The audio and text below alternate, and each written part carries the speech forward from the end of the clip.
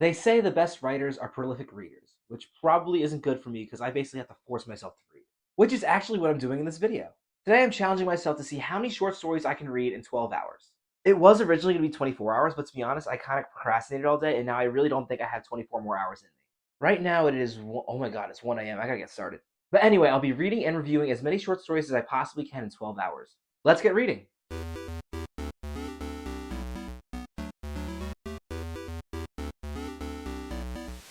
So I started this challenge off by reading my favorite short story ever, The Telltale Heart by Edgar Allan Poe. Now, first of all, if you've never read it, you have to read it. Now, you might be wondering why I started off this challenge reading a story that I've already read. Right now, I'm working on my own series of short stories, and one of my goals for this challenge is to really get a feel of what I like in stories and what I don't like. So on top of reading news stories for new inspiration, I'm also rereading the stories that I really like from the past to get a feel for why I like them so much. Now back to the challenge itself. Going into this challenge, I really thought it'd be possible for me to read 50 short stories in 12 hours. After taking 20 minutes to read The Telltale Heart, which is a story I've already read, I'm realizing that's not that realistic. Instead, I want to set my goal for this challenge of 30 short stories and reviews in 12 hours. Part of that is also accounting for the inevitable slowdowns that happen later in the night. I just hope I don't fall asleep again.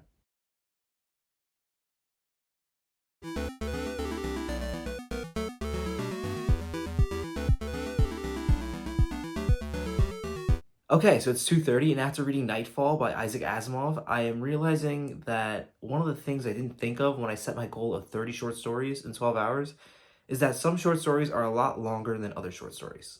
Nightfall was pretty long, but it was definitely a 5-star read. Did I mention that before? I'm ranking these all out of 5 stars. If I didn't before, The Telltale Heart also obviously gets 5 stars. Now, talking a little bit more about Nightfall, it definitely was a little bit wordy. I don't think it's a short story for everyone, but if you're interested in the sci-fi genre, you have to read it. The basic concept of the story is there's a planet that has so many suns that there's never ever any night. And for me, without giving too much away, it really opens your eyes to how crazy this universe is and how crazy life's perception of the universe is based on the circumstances it's given. If you're into sci-fi, definitely give it a shot.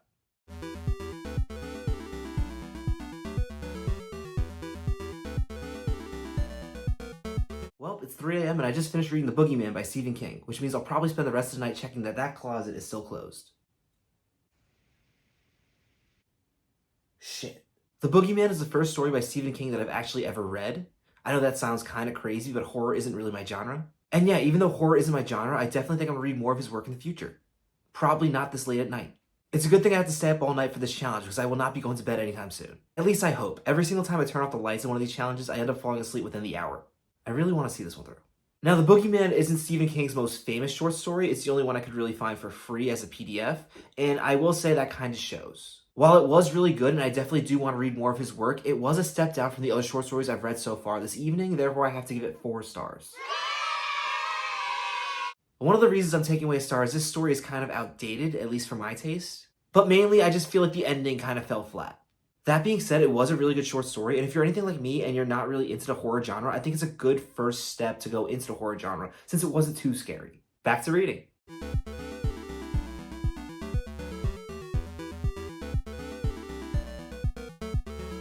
So it's around 3:25 now, and the 4th story I've read is The Lottery, and if you haven't read The Lottery, please do so. I'm pretty sure most people have already read The Lottery in school, but for those who haven't, The Lottery is basically about a lottery.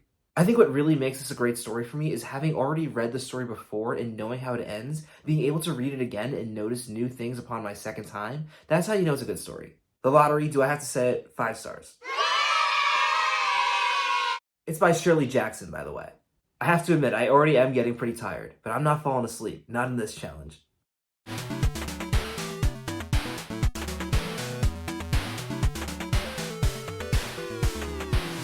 So it is 5:40, and I just finished reading The Life Cycle of Software Objects by Ted Chiang, I believe it is.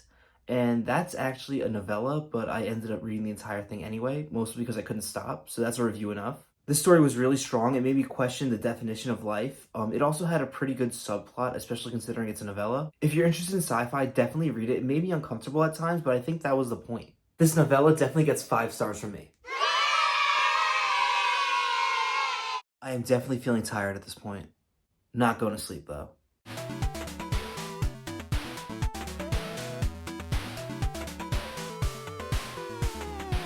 It is 6:06, and I just finished reading Lamb to the Slaughter by Roald Dahl. I feel like I read this back in the day at school, but I don't remember any of it, so... And you know what? That kind of makes sense because nothing in this story was really all that memorable. It was good. If you like a good murder, you'll like it. Is that a spoiler to say? I mean, slaughter's in the name. That shouldn't be a spoiler. There may or may not be a murder. And yeah, it's a decent story. It's well written. I just feel like the ending was kind of underdeveloped. Also, I hate to be this person, but I feel like there was a lot of telling instead of showing. 4 to 5 stars.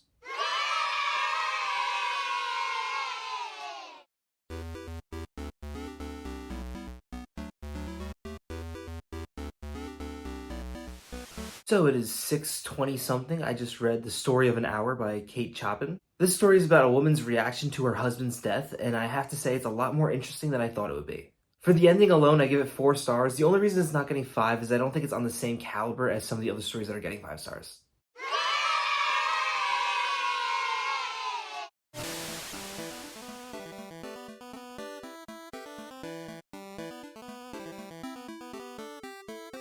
So it is around 6:50-ish. I am getting really tired, and I just read Division by Zero by Ted Chiang. Am I saying it right? I hope I'm saying it right. Compared to the novella I read previously by him, Division by Zero was definitely a disappointment. I feel like my biggest problem with the story was the actual idea was more interesting than like the exploration of it in the story. I think my favorite part of the story were the asides where the author gave you little mathematical anecdotes. I'm giving it 3 stars, but I still think it was worth a read.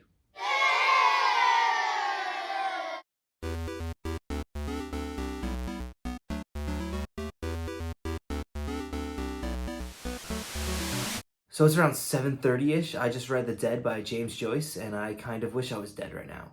All jokes aside, I honestly have no idea what happened in that story. I don't think it's just that I'm tired either. I think the pacing is way too slow for my liking. The whole story is so subtle and it just drags on and on. That being said, my vocabulary isn't always the best, so maybe it just flew over my head. If there were so many characters, I couldn't even tell them apart. 2 stars because the descriptions were pretty strong.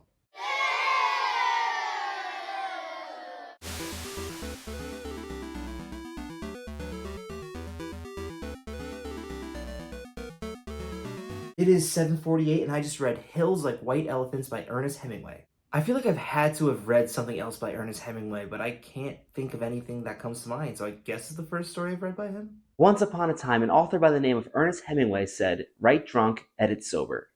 Like the previous story, the first time I read this, it completely went over my head.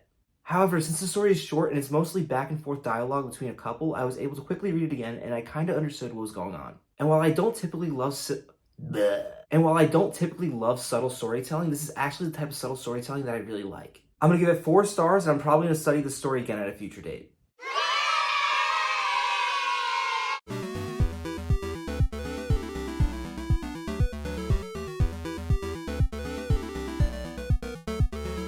It is 8:02. I just read The Quiet by Amy Bender, and god damn it, who recommended that? Based off the title, I thought it would be a story about the murder. If I knew it was just smut, I would have never read it.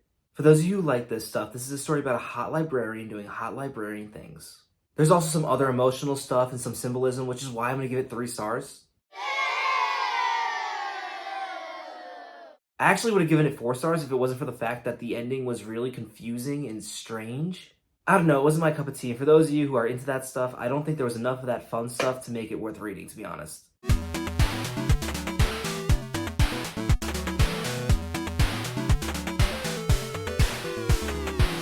It is 9:02 and I just read The Lady or the Tiger by Frank Stockton. Did that short story take me an hour to read? No. Was there some procrastination that took place during this past hour? Absolutely. However, I did not close my eyes, which is the important thing. This story was great. It's basically about an old kingdom that has an interesting way of determining who's innocent and guilty. By the end of it, you'll definitely be questioning human nature. I'm giving it 4 stars because it is kind of heavily carried by the ending. It's like 9:10 and I'm already exhausted, but it's too late to quit now. Also, I don't really know what I was thinking pulling an all-nighter to do this challenge. I could have totally just started it the next morning. Because now I definitely have to make sure I don't fall asleep, because otherwise I'm going to completely invert my sleep schedule.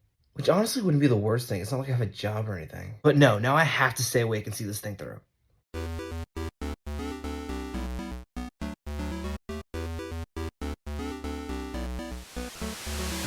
As this video goes on, I just look more and more disheveled. It is 10:18 a.m. and I just read A Sound of Thunder by Ray Bradbury. This story and the previous story I just reviewed were both recommended to me by Sarah LeBrat. I highly recommend you check out her YouTube channel. Her writing videos are super inspiring. As you can tell by the times, my pace is definitely slowing down, but I am not stopping. A Sound of Thunder is basically what would happen if there was a time machine where you could pick an animal to go back in time and shoot. Without spoiling anything, it goes about as well as you would think it would. This story was a lot of fun. I give it 4 out of 5 stars. It is 11:05 and I just finished reading Pre-Simulation Consultation XF007867 by Kim Fu. Yeah, I was not going to get that name right on my own, especially with how tired I am. The title also summarizes the story pretty well. It's basically a customer talking to customer service about what they want for their simulation. Not only was it hilarious, but the ending was super emotional. I know the word simulation is in the title, but you don't really need to be a sci-fi fan to enjoy this one. I was debating about this. I'm actually going to go ahead and give it 5 stars.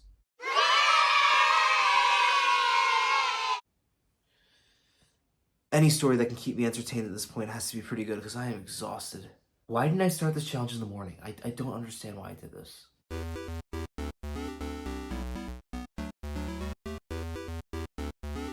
I just finished reading The Casa Amontillado by Edgar Allan Poe. I feel like I probably just butchered that. This is a story of revenge where you get to explore the inner thoughts of a murderer. The word choice is incredible. I definitely recommend it to anyone. 5 out of 5 stars. Now, logistics-wise, that original goal of 30 is not going to happen. However, I'm currently sitting at 15 short stories read. Maybe I can hit 20? 20 would be a success story, I think.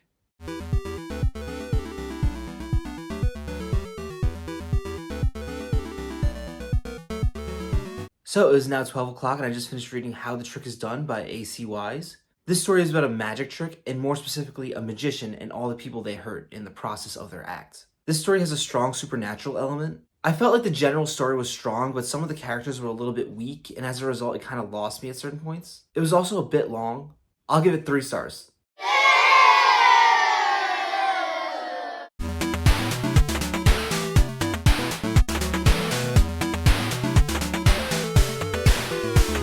So it is 1:05, meaning this challenge is officially over. However, I have read one more story. That is The Arena by Frederick Brown. This is a sci-fi story about a man who wakes up in a mysterious environment and instantly deducts that it's an arena that he has to fight for the death in. This story does a great job of exploring how foreign alien life may be to us. It also explored us or them mentality, although I wish it would have explored it in more detail. For that, I give it 4 out of 5 stars. So the challenge is officially over, and the initial goal of 30 short stories in 12 hours was pretty absurd. That being said, I did stay awake for the entire time, and I was able to read 17 different short stories. In total, I ended up reading 126,055 words. I know a lot of people read pretty fast, but for me, that's pretty good.